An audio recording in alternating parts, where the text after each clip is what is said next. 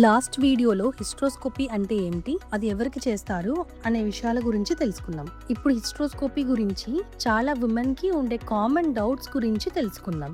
ఇది మేజర్ ప్రొసీజరా, దీనివల్ల నాకు స్కార్ ఉంటుందా అని అడుగుతారు. సో ఇది స్కార్లెస్ ప్రొసీజర్. దీనివల్ల స్కిన్ పైన ఎక్కడ ఏం ఉండవు, బికాస్ మనం ఇట్రస్ లోపలికి సర్విక్స్ నుంచి ఎంటర్ అవుతున్నాము. సో స్కార్స్ ఏం ఉండవు. ఇది మేజర్ ప్రొసీజర్. దీనికి అడ్మిషన్ అవసరమా, ఎక్కువ రోజులు హాస్పిటల్లో ఉండాలా అని అడుగుతారు. లేదు, ఇది యూజువల్ గా డే కేర్ అంటాము. దీంట్లో ఆఫీస్ హిస్ట్రోస్కోపీ అని ఉంటుంది. అంటే జస్ట్ అనస్థీషియా ఇవ్వకుండా కూడా, మత్తు మంది ఏవి లేకుండా చేయొచ్చు. దాన్ని ఆఫీస్ హిస్ట్రోస్కోపీ అంటాం. అప్పుడు ఒక 1 hour లోపల మీరు ఇంటికి వెళ్ళిపోవచ్చు. ఇంకా ఏదన్నా కొంచెం మేజర్ ప్రొసీజర్స్ పడ్డాయి అని అంటే ఫైబ్రాయిడ్ రిమూవ్ చేయడం కానీ, సెప్టమ్ రిమూవ్ చేయడం కానీ, లేదా పాలిప్స్ తీయడం కానీ, అలాంటివి ఏమన్నా ఉన్నాయి అని అంటే అప్పుడు మనం మైల్డ్ అనస్థీషియా ఇచ్చుకొని చేస్తాము. అప్పుడు మేబీ ఒక 3-4 hours అబ్జర్వేషన్ లో ఉండాల్సి వస్తుంది. హిస్ట్రోస్కోపీ అయిపోయినాక నేను నెక్స్ట్ డే వర్క్ వెళ్ళిపోవచ్చా అని అడుగుతుంటారు. సో ఇది because it's day care procedure కాబట్టి మీరు నెక్స్ట్ డే ఒక 1 day అట్లా రెస్ట్ తీసుకున్నా పర్వాలేదు. తర్వాత మీరు మీ రొటీన్ వర్క్స్ చేసుకోవచ్చు.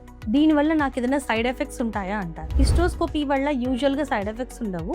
ఇది మనం చేసేదే ఏదైనా ప్రాబ్లం ఉందా అంటే దాన్ని ట్రీట్ చేసుకోవడం కోసం చేస్తాము. హిస్ట్రోస్కోపీ గురించి మీకు ఏమైనా డౌట్స్ ఉంటే మీరు కమెంట్ సెక్షన్లో పెడితే so that we can help you.